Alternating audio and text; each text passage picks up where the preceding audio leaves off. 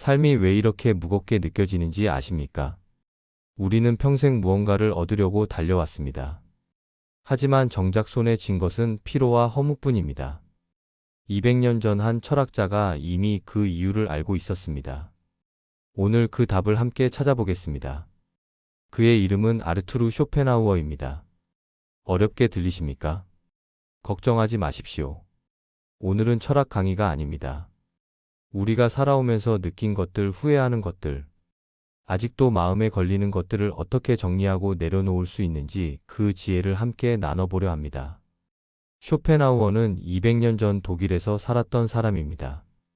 평생을 인간의 마음과 고통에 대해 생각했습니다. 왜 우리는 불행한가? 왜 우리는 만족하지 못하는가?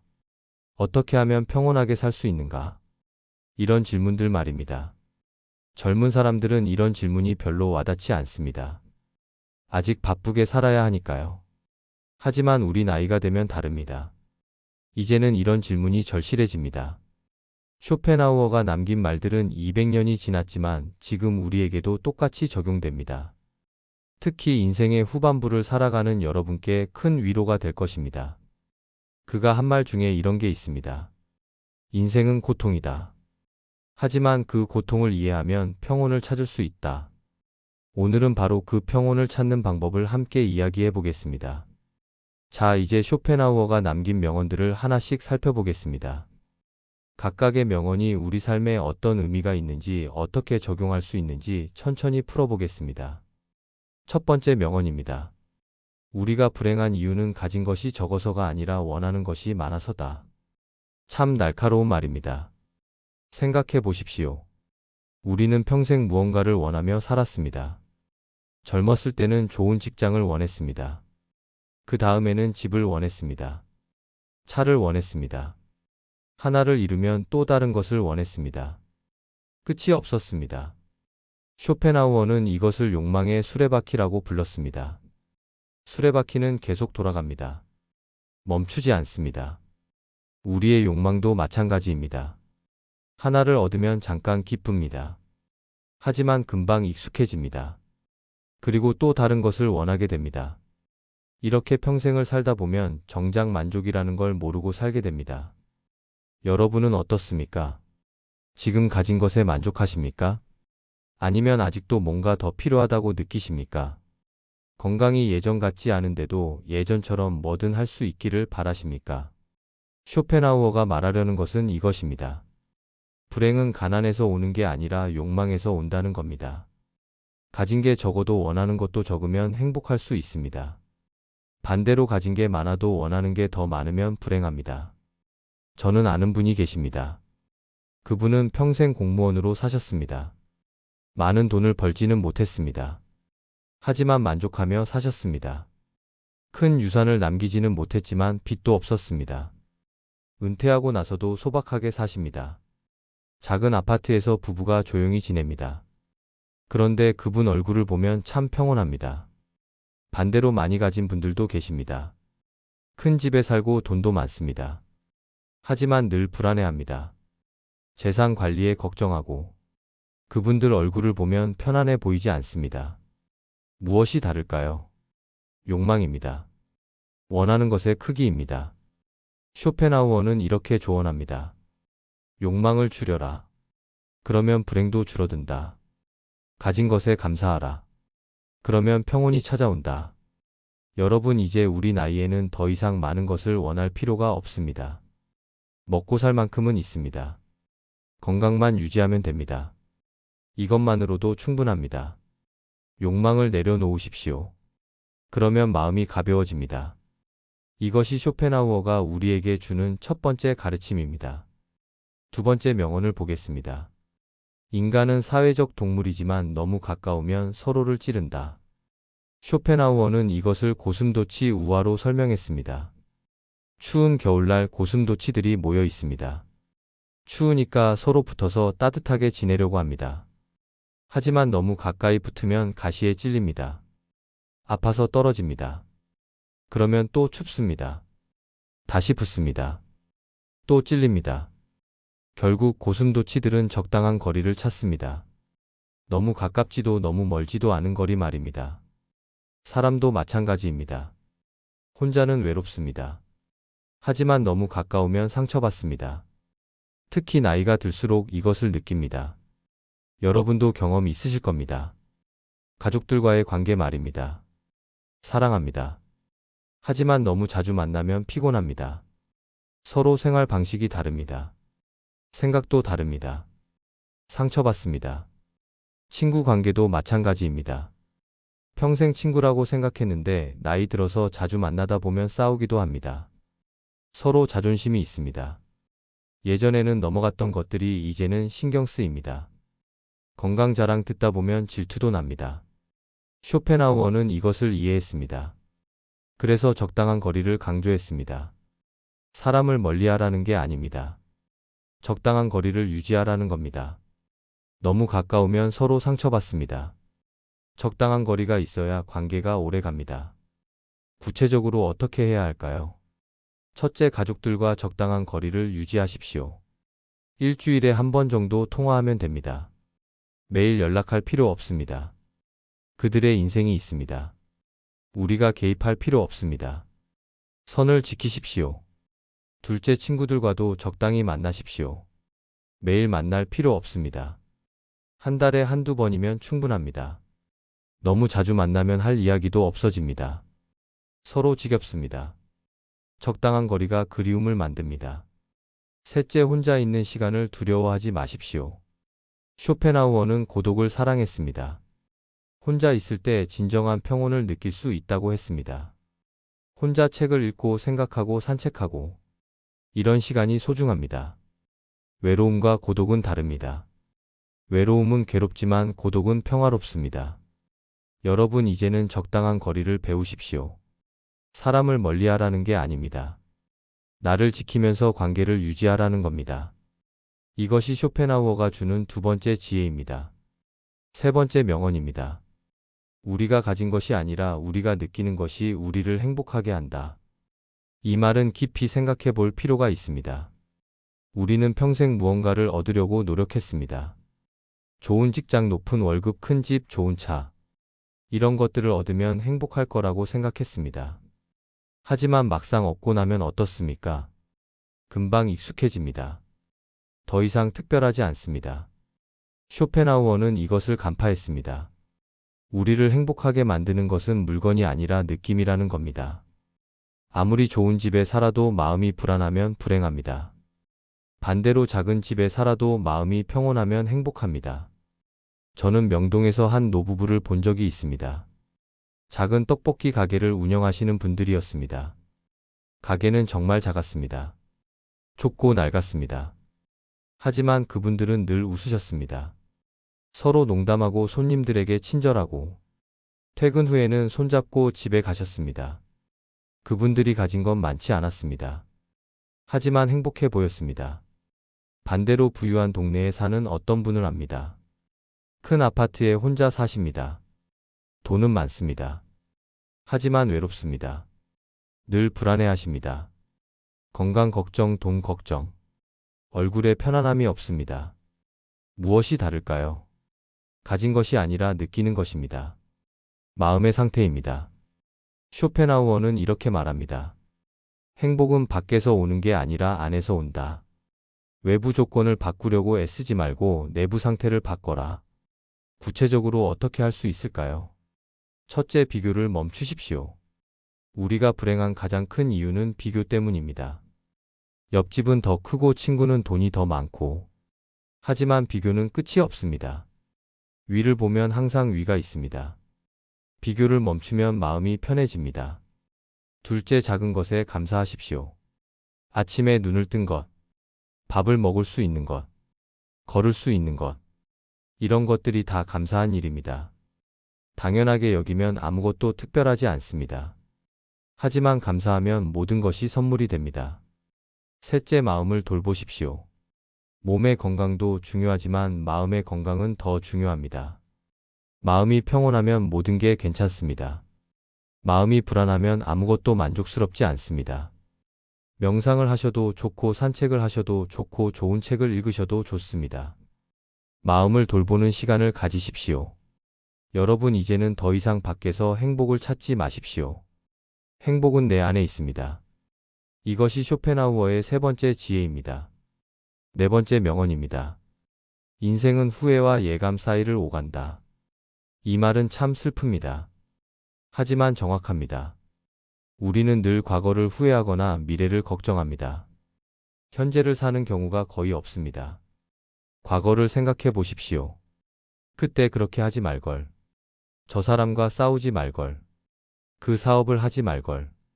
후회가 많습니다. 바꿀 수 없는데도 자꾸 생각합니다. 밤에 잠이 안 올 때 특히 그렇습니다.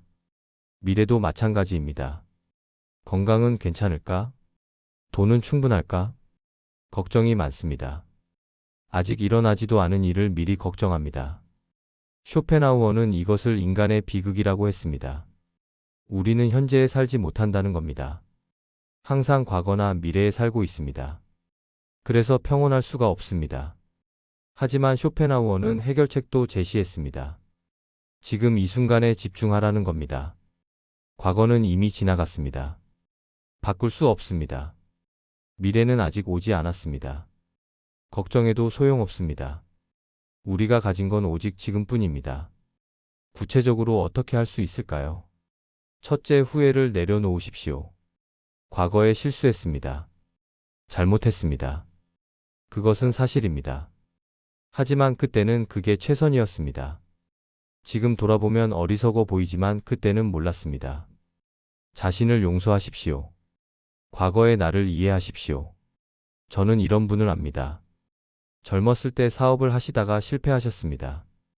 빚을 많이 지셨습니다. 가족들이 고생했습니다. 그분은 그것을 평생 후회하며 사셨습니다. 늘 미안해 하셨습니다. 하지만 70이 넘어서 생각이 바뀌셨습니다. 그때는 그게 최선이었다. 누구나 실수한다. 이제는 용서하자. 그렇게 생각하시니 마음이 가벼워지셨답니다. 둘째, 미래 걱정을 줄이십시오. 물론 대비는 해야 합니다. 건강검진도 받고 보험도 들고 이것은 필요합니다. 하지만 과도한 걱정은 소용없습니다. 아직 일어나지도 않은 일을 미리 걱정하면 현재가 불행해집니다. 대부분의 걱정은 실제로 일어나지 않습니다. 셋째, 현재에 집중하십시오. 지금 이 순간을 살아가십시오. 밥을 먹으면 밥맛을 느끼십시오. 산책하면 바람을 느끼십시오. 과거나 미래 생각하지 말고 지금에 집중하십시오. 그러면 평온이 찾아옵니다. 여러분, 과거는 지나갔고 미래는 아직 오지 않았습니다. 우리가 가진 건 오직 지금뿐입니다. 이 순간을 소중히 여기십시오. 이것이 쇼펜하우어의 네 번째 지혜입니다. 다섯 번째 명언입니다. 타인의 의견은 우리를 자유롭게 하지 못한다, 오히려 가둔다. 이 말도 참 중요합니다. 우리는 평생 남의 눈치를 보며 살았습니다. 이렇게 하면 남들이 뭐라고 할까? 저렇게 하면 체면이 깎일까? 끊임없이 신경 썼습니다. 집도 그랬습니다. 정말 우리가 살기 편한 집이 아니라 남들이 부러워할 집을 사려고 했습니다.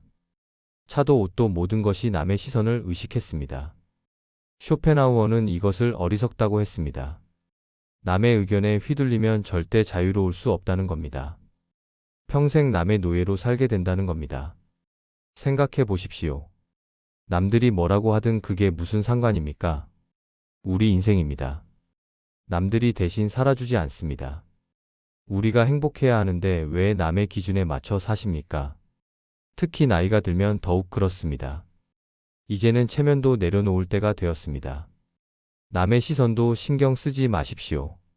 우리가 편한 대로 사십시오. 저는 이런 할머니를 압니다. 70이 넘으셨는데 분홍색 옷을 즐겨 입으십니다. 주변에서 나이에 맞지 않는다고 합니다. 하지만 그분은 개의치 않으십니다. 내가 좋으면 됐지 남이 뭐라든 상관없다고 하십니다. 그분을 보면 참 자유로워 보입니다. 반대로 어떤 분은 항상 검은 옷만 입으십니다. 왜 그러시냐고 물으니 나이 든 사람이 튀면 안 된다고 하십니다. 그분은 불행해 보입니다. 자신을 가두고 사시는 겁니다. 쇼펜하우어는 이렇게 조언합니다. 타인의 의견에서 자유로워져라. 내가 원하는 대로 살아라. 구체적으로 어떻게 할 수 있을까요? 첫째, 체면을 내려놓으십시오. 이제는 체면 차릴 나이가 아닙니다. 편한 옷 입으십시오. 하고 싶은 말 하십시오. 가고 싶은 곳 가십시오. 남들이 뭐라고 하든 신경 쓰지 마십시오. 둘째, 비교를 멈추십시오. 남의 집, 남의 차와 비교하지 마십시오. 우리는 우리입니다. 남은 남입니다. 각자의 인생이 있습니다. 비교는 불행의 시작입니다. 셋째, 자신의 기준으로 사십시오. 세상의 기준이 아니라 내 기준으로 사십시오. 나에게 소중한 게 무엇인지 생각하십시오. 그것을 중심으로 사십시오. 남들이 중요하다고 하는 것 말고 내가 중요하게 여기는 것을 우선하십시오. 여러분, 이제는 자유로워지십시오. 남의 시선에서 자유로워지십시오. 우리 인생입니다. 우리가 주인입니다. 이것이 쇼펜하우어의 5번째 지혜입니다. 6번째, 마지막 명언입니다. 진정한 지혜는 적게 바라는 것이다. 이 말로 오늘 이야기를 마무리하려 합니다. 우리는 평생 많이 바라며 살았습니다. 더 많은 돈, 더 큰 집, 더 좋은 차. 끝없이 바랐습니다. 하지만 쇼펜하우어는 말합니다. 많이 바라는 것은 지혜가 아니라 어리석음이라고. 많이 바랄수록 실망도 커진다고. 기대가 클수록 불행도 커진다고. 진정한 지혜는 적게 바라는 것입니다.